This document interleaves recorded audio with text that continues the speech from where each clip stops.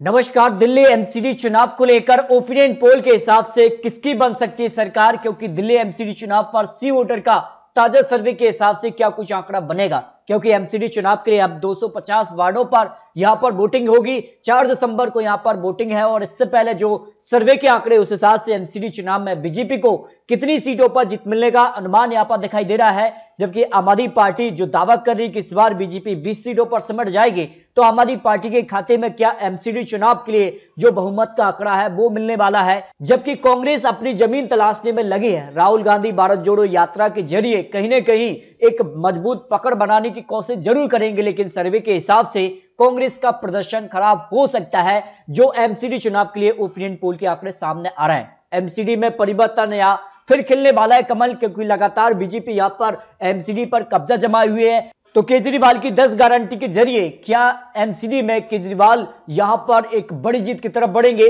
क्योंकि कूड़े के ढेर जैसी बड़ी जो यहां पर मुद्दे हैं, जो यहां पर समस्या है, उस पर कहीं ना कहीं केजरीवाल यहां पर आम आदमी पार्टी यहां पर दिल्ली चुनाव पर मैदान में है। तो इस बार एमसीडी में 250 वार्ड हो गए हैं और जनता किसका साथ देगी। 4 दिसंबर को यहां पर जनता ईवीएम में अपना मत का प्रयोग करेगी, लेकिन इससे पहले जो सर्वे के आंकड़े सामने आ रहे हैं उस हिसाब से एमसीडी में बड़ा उलटफेर होने की संभावना यहां पर ओपिनियन पोल ने लगाई है। एमसीडी में फिर खिलेगा कमल या फिर वनवास स्वर गई आम आदमी पार्टी या फिर कांग्रेस की वापसी होगी, क्योंकि 4 दिसंबर काफी महत्वपूर्ण है। भारत जोड़ो यात्रा के जरिए कहीं ना कहीं एक साफ संदेश राहुल गांधी यहां पर देते नजर आए हैं। अब गुजरात चुनाव और हिमाचल प्रदेश एमसीडी चुनाव पर इसका कितना असर देखने को मिलेगा, यह काफी महत्वपूर्ण होगा कि भारत जोड़ो यात्रा का कितना फायदा राहुल गांधी को मिला है। तो दिल्ली के लिए कौन जीतेगा एमसीडी चुनाव, क्योंकि लगातार बीजेपी यहां पर सरकार में है। और यहां पर बात की जाए तो जिस कहा से यहां पर अब आम आदमी पार्टी दावा करे कि इस बार आम आदमी पार्टी एमसीडी में कुछ नया करेगी, क्योंकि लगातार बीजेपी यहां पर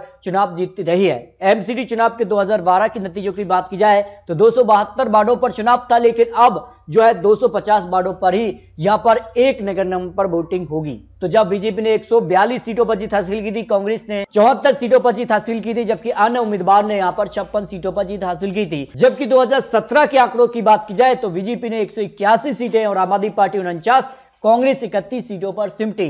दिल्ली में कहीं ना कहीं अरविंद केजरीवाल का एक छत्र यहां पर शासन है। तो अगर बात की जाए एमसीडी और लोकसभा चुनाव पर बीजेपी का पलड़ा भारी रहता है। विधानसभा चुनाव में एक तरफा जीत यहां पर आम आदमी पार्टी को मिली थी। यहां पर बात की जाए 63 सीटों पर जीत मिली, जबकि बीजेपी ने केवल 7 सीटों पर सिमट गई।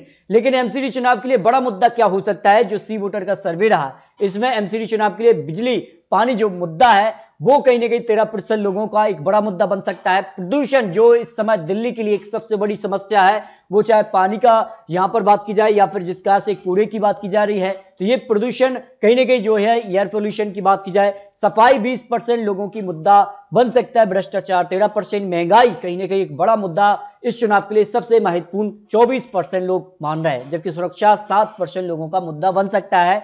जो यहां पर बात की जाए तो यहां पर एमसीडी चुनाव के लिए सर्वे है। गुजरात के साथ एमसीडी चुनाव से केजरीवाल को फायदा या नुकसान, क्योंकि लगातार यहां पर जो माना जा रहा था कि केजरीवाल यहां पर जिस काल से यहां पर गुजरात दौरे पर हैं, तो अब एमसीडी चुनाव दिल्ली में भी हैं, तो अपना यहां पर दिल्ली बचाने के अलावा गुजरात चुनाव जीतने का एक कहीं ना कहीं एक बड़ा यहां पर फायदा या नुकसान किसे हो सकता है। तो फायदा कहने वाले 52%, नुकसान कहने वाले 48% लोग आ जाते हैं। देखिए, प्रदूषण की समस्या के बीच एमसीडी चुनाव में आम आदमी पार्टी को कितना नुकसान हो सकता है, क्योंकि ये समस्या दिल्ली के लिए लगातार बनी हुई है। जिस यमुना की बात की जाए या फिर जिस कार से यहां पर कूड़े की ढेर को लेकर बात की जा रही है, जल प्रदूषण की समस्या हो या फिर एयर पोल्यूशन की बात की जाए यहां पर, तो काफी ये बड़ा मुद्दा यहां पर बना हुआ है। तो 60% लोग इसको यहां पर आम आदमी पार्टी को नुकसान के तौर पर देख रहे हैं, जबकि नहीं के तौर पर 40% लोग यहां पर देख रहे हैं। यमुना साफ नहीं होने का जिम्मेदार कौन है, क्योंकि दिल्ली सरकार जब भी यहां पर चुनावी मैदान में होती है तो ये जरूर यहां पर वादा करती है कि इस बार यमुना जी को यहां पर साफ करने का काम वो करेंगे, लेकिन अब तक ये काम नहीं हुआ है। तो दिल्ली सरकार इसके लिए 58% यहां पर जिम्मेदार है। एमसीडी यहां पर 42%। एमसीडी चुनाव के लिए मनोज सिसोदिया पर शराब घोटाले का आरोप एमसीडी में मुद्दा बनेगा, हाँ कहने वाले 64%, नहीं के तौर पर देखते हैं 36% लोग आ जाते हैं। तो इस तरह से एमसीडी के लिए कुछ महत्वपूर्ण सवाल। अब बात करते हैं एमसीडी चुनाव में किसे कितना वोट शेयर जा सकता है, जो ओपिनियन पोल सी वोटर के हिसाब से सामने आ रहा है 250 वार्डों के लिए। देखिए, बीजेपी और आम आदमी पार्टी में वोट शेयर में ज्यादा अंतर देखने को नहीं मिल रहा है। जो वोट शेयर पहले 2017-12 में अंतर था, उससे कहीं आगे अब आम आदमी पार्टी यहां पर दिखाई देती है। 42% वोट शेयर बीजेपी के पक्ष में जा सकते हैं, जबकि आम आदमी पार्टी यहां पर 40% वोट शेयर, केवल 2% वोट शेयर का ही अंतर देखने को मिल रहा है।